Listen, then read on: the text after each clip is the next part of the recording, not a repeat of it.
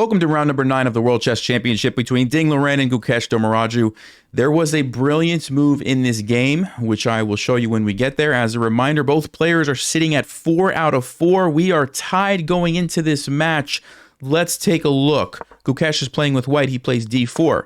Knight to f6, c4, very common moves, and now g3. This is called the Catalan opening, and one of the reasons you might play this is to prevent what's called the Queen's Indian. So the Queen's Indian is an opening that Ding has played before, and this would be the Queen's Indian setup, where you fianchetto this bishop over here. But when white plays g3, if you try to play this, white's going to get control of the diagonal first.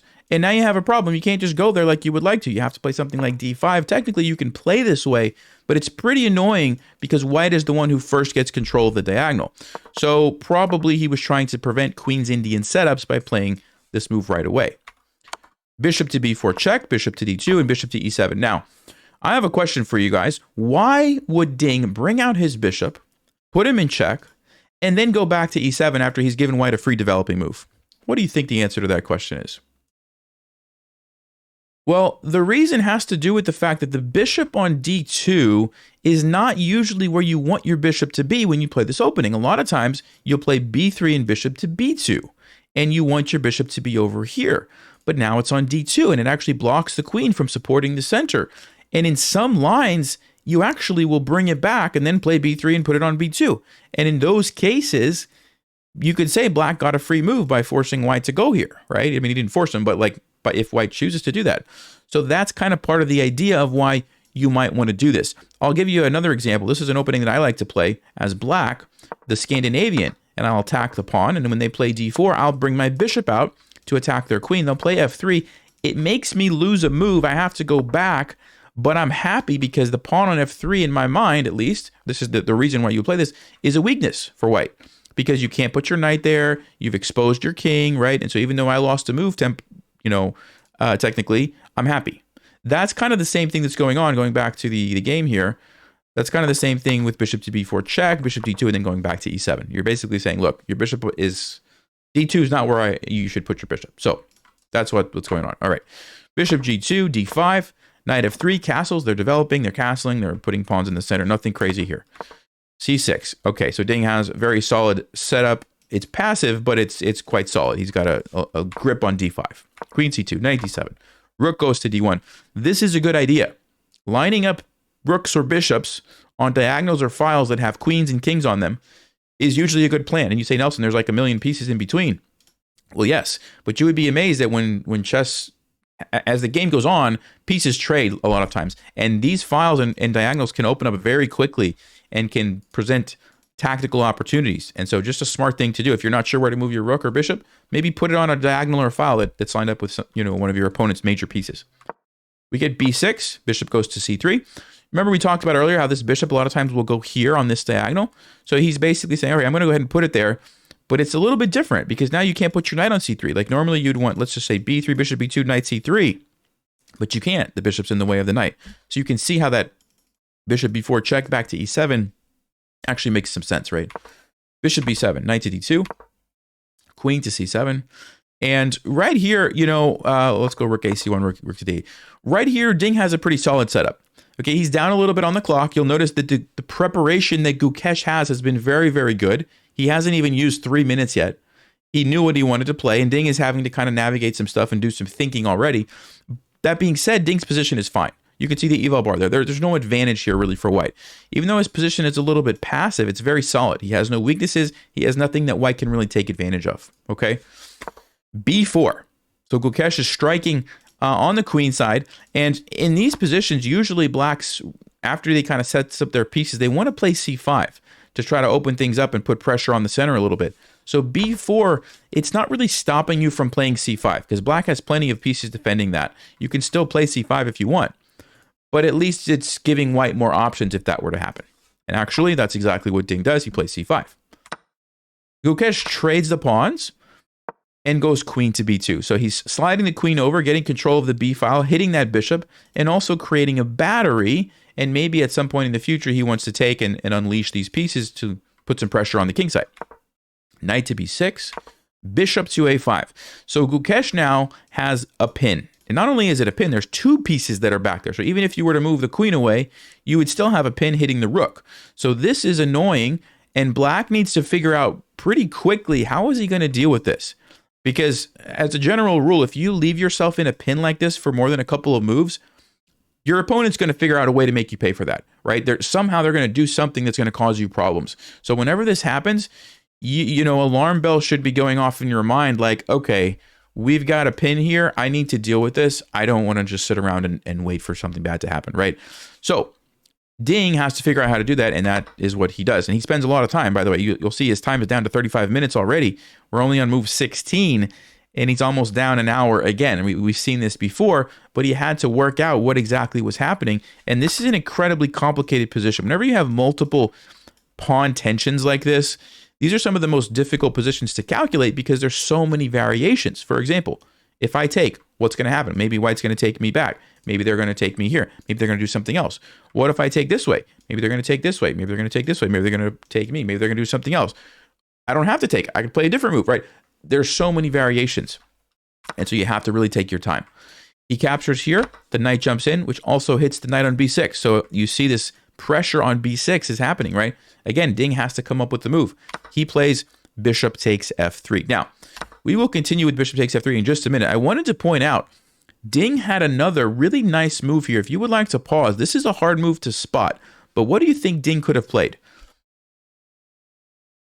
And I realize it's a little bit weird looking at a position backwards, so I apologize for that. But the move is knight takes c4. And you say, wait a second, my queen is hanging. But no, it's okay because white's queen is also hanging. So you temporarily sacrifice your queen so that your knight can jump in.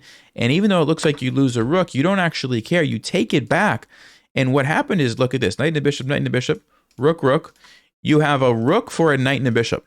This is a good trade for the side with the knight and the bishop. Okay? So if you ever have an opportunity in your games to get a knight and a bishop for a rook, you should take the knight and the bishop. And of course, you can't go rook b1 trying to win a piece back because your rook is just hanging. So that doesn't work. Okay? So that would have been a nice try. Now, white wouldn't have had to take the queen. And a better move would have been just to take the knight. And then we would get this position here, which is just a big trade. Okay? But knight takes c4 would have been one way to get rid of that annoying pin and kind of force the issue from white. Also, it's a fork, right? So you have to basically either take one of these pieces. Otherwise, you're just going to lose material. Okay? Instead, he decides to take here. Now, I have a question for you guys watching. Should you recapture with the bishop or should you recapture with the pawn? Well, that was a trick question because the answer is you shouldn't have recaptured with either piece. And I'm going to say most of you probably said take with the bishop, right? Because that just makes a lot of sense. That's the wrong move in this position. That is the wrong move in this position, and here's why. Knight takes c4. The same tactic that I just showed you. The knight jumps in, and it's a fork, so you basically have to deal with it. If you take it, the queen takes your bishop, and remember in the previous line there was a piece here that you could take. Not anymore. It's been traded. Now, yes, you could take the rook, but this is still good for black because look at this. You get the two pieces for the rook, which we already talked about, is good for the two pieces, and black is actually in a winning position. So, you don't really want to do that. And if you take the queen, the same problem before. He takes your queen. He's hitting your rook. You're hitting his rook. If you take, he doesn't care. He takes back. And again, look at this. Bishop, bishop, rook, rook. You have two knights or a rook. It's better for the two knights. And again, black is coming out on top in this position. So, if you said recapturing, you made a big mistake. And you probably would have lost the world championship. So I'm just giving you that. Anyway, bishop takes b6 is what Gukesh played. A very nice in-between move. He doesn't have to worry about this at the moment because he's creating a more powerful threat. And at the same time, he's eliminating all of those tricks with knight takes c4. Okay? So, he takes there. Ding recaptures. And now you can safely take with the bishop. And you can see the eval bar is inched up slightly. Gukesh has a slight advantage in this position, primarily because this very powerful bishop. It's controlling a lot of the board. It's controlling this knight. And he's in good shape at the moment. Rook to a6. And now here I think Gukesh's best opportunity, according to the engine, was to play knight to e5 or e3 to try to play for an advantage. Instead, he goes with the move queen to b5. Now, the problem with queen b5 is you're trading off these pawns. And you say, well, isn't that a good thing? I mean, this is an isolated pawn anyway. And actually, no, because if, for example, if you would have been able to take here and you get this outside A pawn with the bishop controlling the queening square, this could be a very valuable asset for white. Now, of course, black wouldn't have to take. They could have done some other stuff, maybe take with the bishop or something, but that could have been something to strive for, right? When he plays queen b5, it's like, well, that's not going to happen anymore.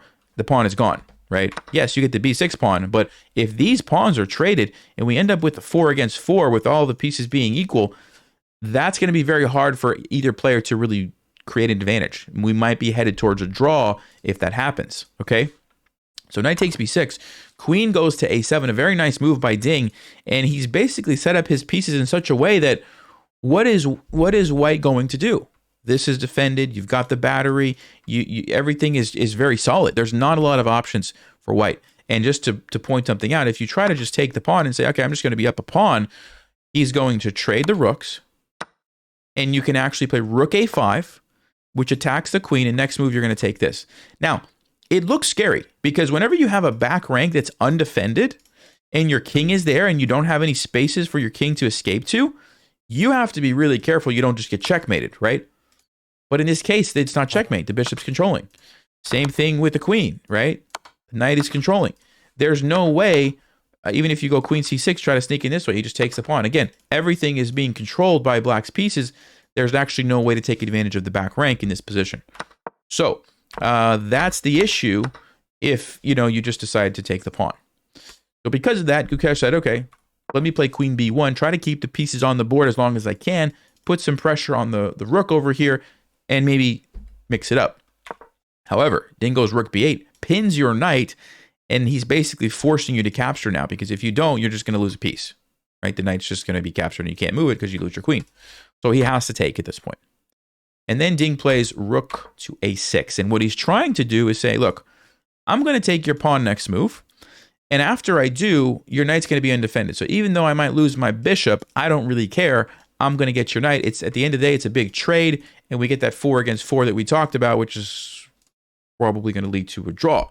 So the question is, can Gukesh come up with some sort of trick or something to create some chances? He goes queen to b5, and he actually is setting a couple of traps. The question is Ding going to fall for those traps, or does he see what's going on? He plays bishop takes c5, and I actually need to do something here. This was the brilliant move in the game, okay? Bishop takes c5 is the brilliant move. And it's a brilliant move according to chess.com. Really, I mean, it's just a basic tactic, right? You sack your bishop, but you remove the defender of the knight. You're going to take the knight next move. That's his idea. However, after queen takes c5, there is a way that he can go wrong here.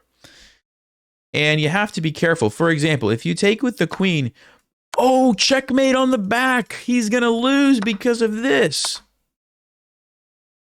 No, he's not. No, he's not. Everybody relax. Knight to e8. This is a very good idea to keep in mind because a lot of beginners, when you first learn chess, some of the tactics that you learn would be, okay, queen comes down, there's a back rank checkmate, uh-oh, you win the game, right? If you have the rook still in the back rank and you have another piece that you can block with, a lot of times you can save yourself, okay? Because this guy's defended, so that's not a problem. Now this is defended by that rook. There's no way for white to take advantage of the back rank, okay? So 98 is a nice move in that position. However, going back here, if Ding plays rook takes this way, white has a crushing move. If you would like to pause, what do you think it is?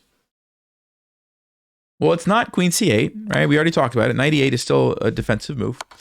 The move is rook to a1. Look at this guy. This is an incredible move because the queen, believe it or not, the queen is trapped. You can't go there because the bishop. You can't go there because the queen. You can't go there because the rook. You can't go there because the queen. You can't go here or here or here or here or here because the rook. You can't move anywhere else because your rooks are trapping you. That queen is a goner and white wins the game. What an amazing move. Also, you can't block because I simply take your queen. At the end of the day, I get the rook. Wow, what a move. So, Ding has to avoid this pitfall. And he does. He takes with the queen. He takes with the queen. We already talked about queen c8. Doesn't work because 98. So, Gukesh didn't even try it. Instead, he captured here. We get a trade. We get rook c6. And at this point, the game should be a draw. You've got 4 against 4. You've got a bishop and tonight a rook. It's all equal. Unless somebody blunders a piece, like, moves their bishop where it can get captured or walks into a fork, the game should be a draw. However, they played on because the rules of this tournament are that you can't offer a draw until after move 40. Well, we're only on move, move 28. So they have to play 12 more moves whether they want to or not. The only way you can get a draw is if you do threefold repetition back and forth. We're at the same position 3 times. So we play on. G5, king G2, rook comes down, king goes here. Okay. Attacks the bishop. As long as you don't blunder your bishop, right? Attacks the bishop. Bishop goes to D3, knight goes back. F4, he's striking forward. I don't know why, but he is. We get a trade. Okay, still, it's equal. I mean, everything's the same. The knight comes in, we get this trade. Now, rook endings are notoriously drawish, right? And it's still 3 against 3, so this should still be a draw. However, the pawns are isolated. Black's pawns are together. Black's rook is more active than white's rook. Maybe there's some sort of small advantage. Game goes on. Okay, he's just keeping his rook defending. His king is right here. Check. We get a trade. Check. Wait a second. Ding wins the H-pawn. This looks promising, doesn't it? No, it doesn't look promising because this is still a draw. And you'll notice that Black's king is cut off from the support of the pawn. You'll notice that White's king is in a very good position to be close to the pawn. He's coming over right now to blockade this guy. And there's actually no way for Black to make progress. If you flip these kings around and give this pawn an extra push forward, maybe there's some tricks that Black could pull, or if you put White's king over here, maybe this is a perfect situation. There was no risk for Gukesh here. This is a draw, and we get a trade. We get the draw. For those of you going through the endgame course that we're going through on the channel, you'll know we've talked about this. I think it was in the last episode we talked about pawns like this. There's no way for you to win. The king just stays in front. It's a draw. Best case scenario for Black would be, if you push it all the way down, something like this, and it's just going to lead to a stalemate. So, game is a draw. We are tied 4.5 to 4.5. Tomorrow is a rest day, so I will see you guys in 2 days for the recap. I do have a video coming out tomorrow, so make sure you check that out. It's neck and neck. What do you think? Who's going to win? Thanks for watching. Stay sharp. Play smart. Take care.